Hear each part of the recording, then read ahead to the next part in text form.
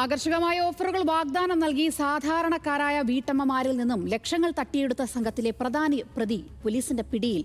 മലപ്പുറം കൊണ്ടോട്ടി സ്വദേശി മുസ്തഫയാണ് Vadakara police arrest ചെയ്തത്.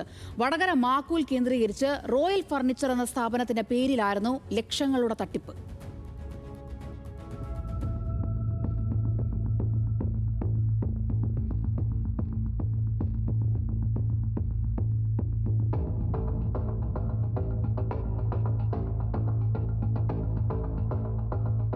സാധാരണക്കാരായ സ്ത്രീകളെയും വീട്ടമ്മമാരെയും ലക്ഷ്യമിട്ടായിരുന്നു മുസ്തഫയുടെയും സംഘത്തിന്റെയും തട്ടിപ്പ്. വടകര മാക്കൂൽ കേന്ദ്രീകരിച്ച് റോയൽ ഫർണിച്ചർ എന്ന പേരിൽ ഒരു സ്ഥാപനം തുടങ്ങിയായിരുന്നു തുടക്കം. ആകർഷകമായ ഓഫറുകൾ നിരത്തിയാണ് ഇവർ ആളുകളെ വലയിലാക്കിയത്. മാസം തോറും 1000 രൂപ വീതവും 20 മാസം അടയ്ക്കുന്നവർക്ക് വളരെ കുറഞ്ഞ വിലയ്ക്ക് ഫർണിച്ചറുകളോ ഇലക്ട്രോണിക് സാധനങ്ങളോ നൽകാമെന്നായിരുന്നു വാഗ്ദാനം.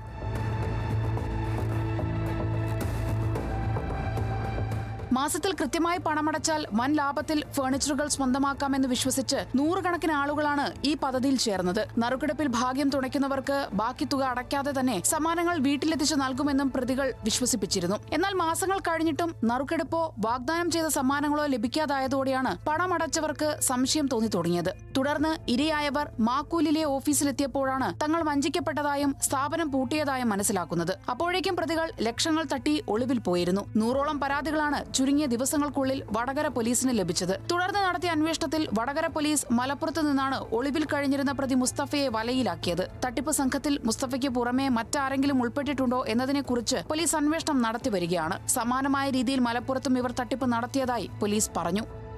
ന്യൂസ് മലയാളം, കോഴിക്കോട്.